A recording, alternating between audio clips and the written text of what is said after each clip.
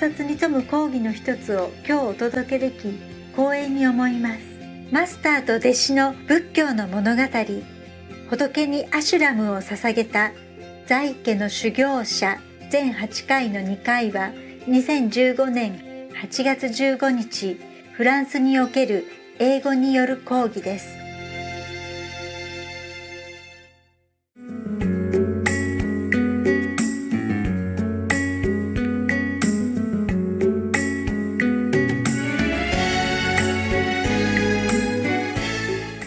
It just feels so light and so happy. It just feels so wonderful. I feel like we are all one, like.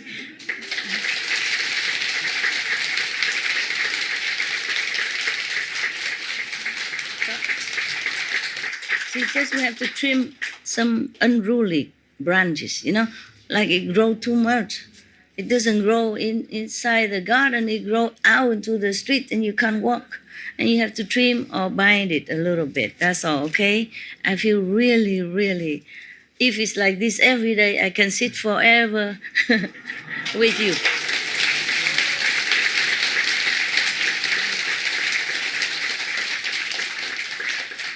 It's such a difference. Feel the lightness, yeah? The non-biting, the not pulling, the not, snatching, not dragging. Just feel like you're so many people, but I don't feel any of the obstructive energy. I feel like none of you are here, but I know all of you are here. It feels no binding, no dragging. So wonderful. I thank all of you. I thank all of you.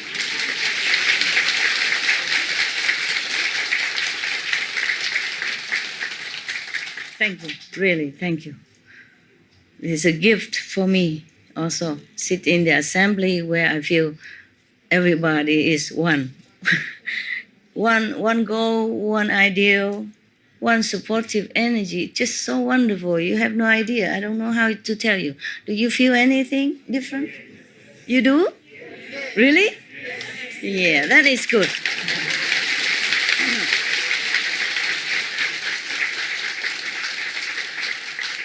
Then we understand each other. And thank you for not criticizing me. That I, trim somebody out. It's trim one or two branches and it's make big difference. Big difference. Yeah. But even at home, you have a driveway and if some tree just growing out, then you have to trim it. Otherwise it scratch your car.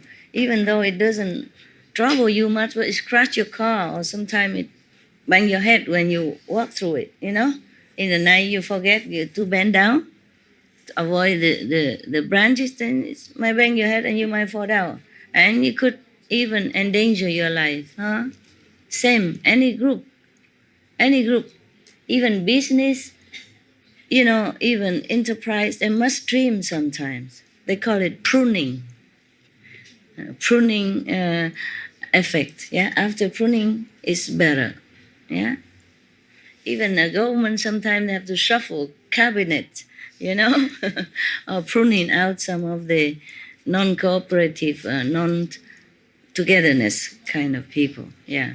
That's why government, they have one or two kind of party, all the party members are one with the leader, yeah. And that party member are one with the leader, yes. Okay, this man, thus I have heard. That was my story. Now it's a Buddha story. No, I just feel so good, I had to tell you. I feel so light, so light. I feel like none of you are here, that kind of feeling. But you are here. But you're not here, understand? It feels so light. No coming, no going. Like the Buddhas. The light energy, I can't explain it. But you understand, right? Yes. Yeah, okay. That's what I feel. So light, so light. Wonderful. Thank you so much. Really, really. I cannot thank you enough. My God, this is wonderful. It's a relief.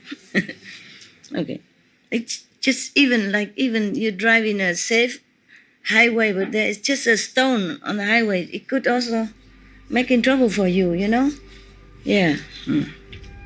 We should really thank the past masters, monks and nuns and scholars who have take time to record the Buddha's teaching after the Master's Nirvana, and also for the past and present persons, lay or monks or nuns who have really dedicated themselves, sacrificed their time and precious health or under any difficult situation to translate this so that I can read it to you. We have to thank them. And may they be blessed forever by all the Buddhas, past, present, and future. May their merit be immense. May they be liberated forever. Thank you.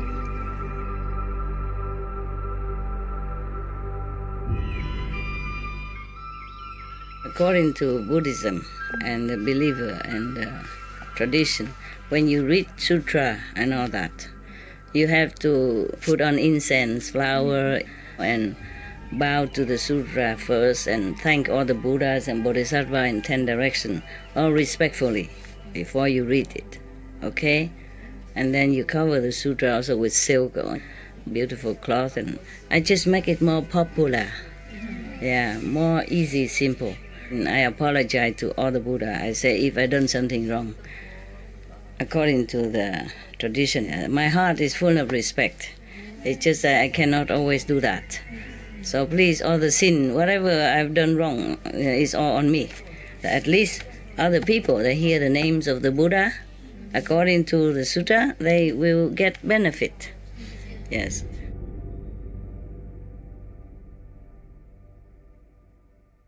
Okay, now at this time, the Buddha in Vungsa city, in Bamboo Grove. Yeah. In Savage country at that time, there was big officials, probably prime minister, yes. His name is Tuda. He's a very rich person, but he's very compassionate. He often give away his properties, his wealth, to share with other people. Yeah, it's not like he's rich and prime minister and he's very arrogant. No, he's a good person as well.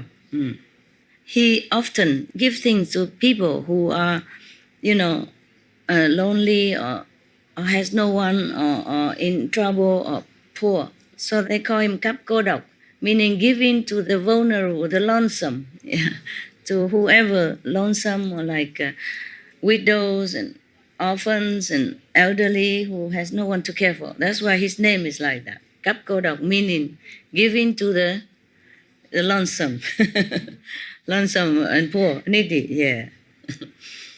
He has 7 sons, and the 6 of them already married. The 7th also a very morally fit and distinguished person.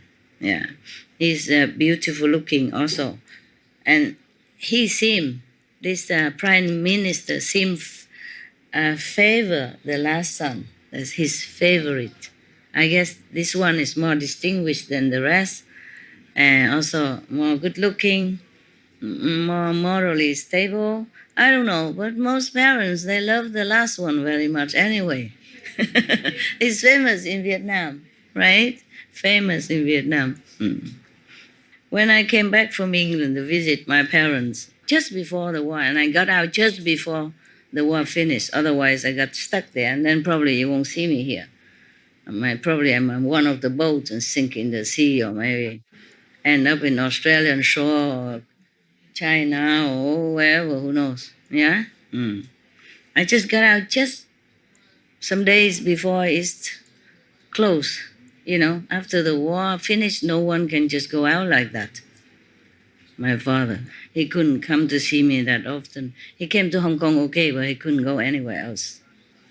So you are safe nowhere. I was only 8, 9 years old. I took care of my mother, just gave birth and had trouble. So I had to go to the prison and ask the warden to please release my father for some time because my mother need help.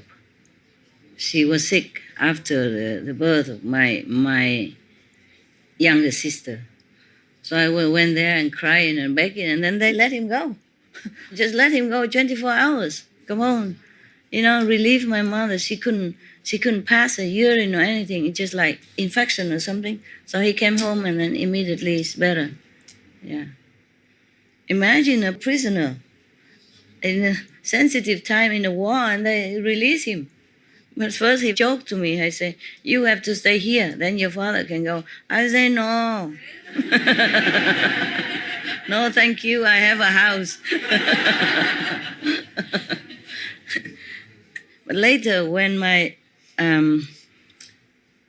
after we named my younger sister, the name of the warden of that prison, because he was so kind. He was very kind. He talked to me and, making joke and all that. Yeah. Then he let both of us go home immediately and come back next day. He trusted that much. And he let. Because first I stayed there and asked to see my father. They don't let me. So I just sit in front of the gate crying and waiting. I'm not going nowhere. I said, I'm not going anywhere until I see my father. Because my mother is dying. I have nobody at home. I can't. My mother is dying. My sister, nobody take care. I must see my father. And then finally, later, many hours later, they let him come out. And then I asked the warden to release him, and then they did. Bless his soul. Yeah. So we named my sister, the name of this warden, even though that name is boyish, is a manly. In Vietnam, we have different names. Woman, different name, a flower, and springtime, a blossom, But we don't name him. His name is like one of our hero and became king of Vietnam, Quang Trung. Yeah, okay. And then that name is not a little millimeter feminine at all. That's his macho 400%. But because my mother, very touched by the warden kindness, exceptional kindness. What kind of prisoner in Vietnam at that time, in the war, can go home just like that? No warranty of his return. No, just by trust. First, they don't want to let him, and then I just sit there and crying all day. Yeah. Until the, almost very late afternoon. And then I got my father out. I was only 9 years old, something like that. Yeah. I have to travel, with this kind of tuk-tuk,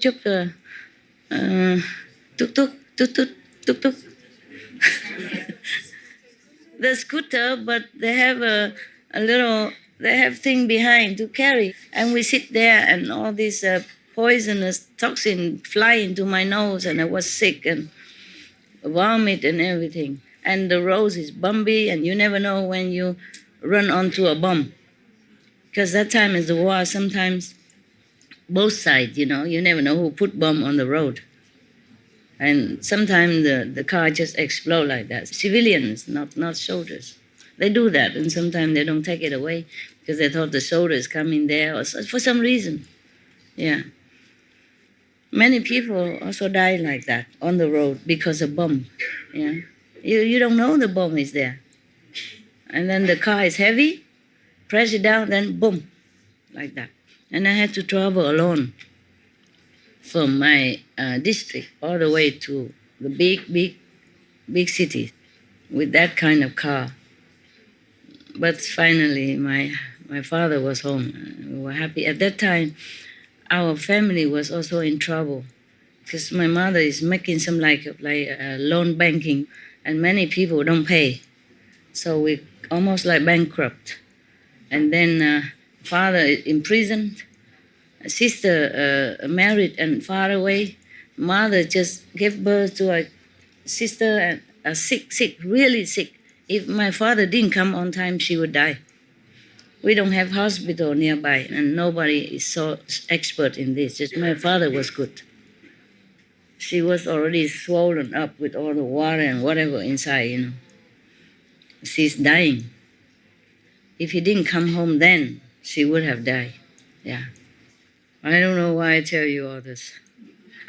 Okay, because because I came home from England, It's still the war, but I came home. And then I got out before the end of the war. I wanted to stay there, I could stay back home, but my father said, everybody want to go out and you come back in. He said, go back to England, don't stay here. Lucky, otherwise if I stay a few more days, then I'll be stuck. Yeah, when the war finished, control everything. Border will close, aeroplane not allowed to fly just like that. Lucky. And because I came home, and I saw my sister, the younger sister. She's so well fed and she has everything she wanted, more than what I had when I was younger. I said, that's not fair. Because at that time, our family are okay already, And she's very clever in talk. She talks so sweet. She melts your heart.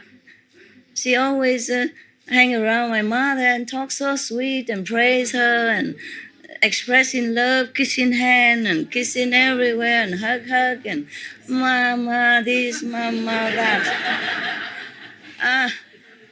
Yeah, so they are together like an item, But I have to confess, I wasn't like that. I was very kind of solemn, I'm not sissy-sassy like her. She knows how to get her way into everything. So she was, nice looking and you're growing bigger than me. Woo, bigger. You saw it in Hong Kong picture, yeah?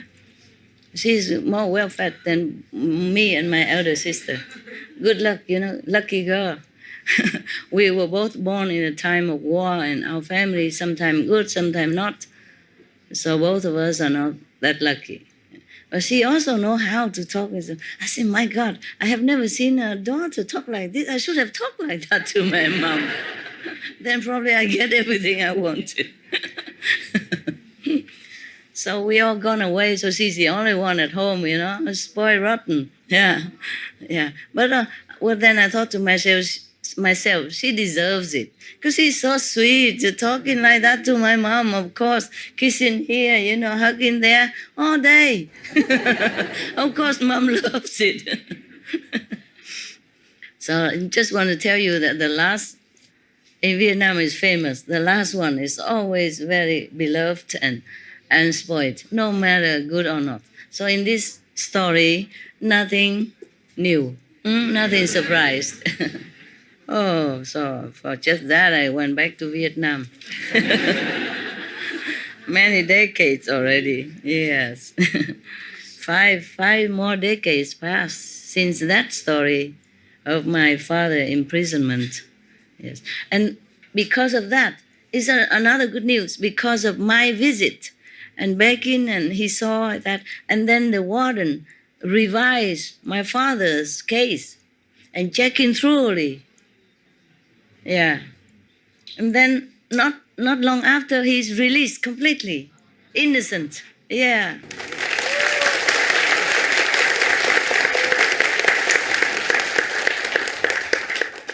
Because it came to his attention, He met me, he was really very loving to me. He talked lovingly. He said, if your father go, you must stay here. Like... I say, exchange prisoners. I say, no, thank you, I have a home. My mother is very sick. My sister, little, I must come home, please. So he said, okay. Make sure your father come back. Something like that. He was really kind, very kind. And after that, just some, how many, maybe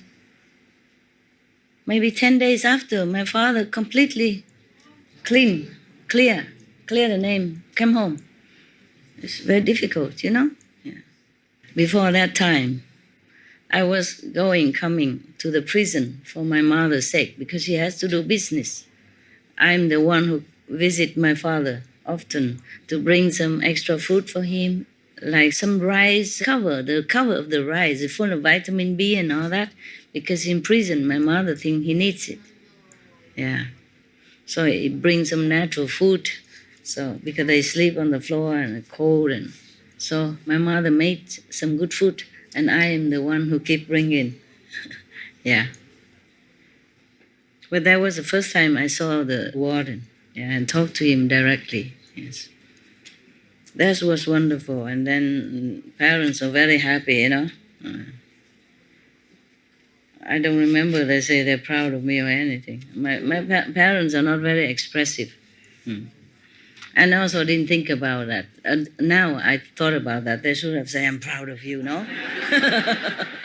Too late. Cannot say anymore. Yeah. In the West, we would do that, right? If it's your children, you would say, I'm proud of you, sweetheart, and hug. My parents are not that type, yes. My mother hugged me more often, father never. You know, Confucius type. Detached. All right, let's go back to the last son of the prime minister of a Save country. The last one was his favorite. And now one of the Brahmin, good friend, come one day. And so the prime minister told him, you know, friend, I have 7 children, but 6 of them already have family. Only the last one, not yet. I would like to ask you a favor. Please go and check really thoroughly to see which is a really good family daughter. Yeah, almost equal in status and good behavior, good moral standard, truly a virtuous girl. Yeah, and then ask if they marry my son for me. So, okay.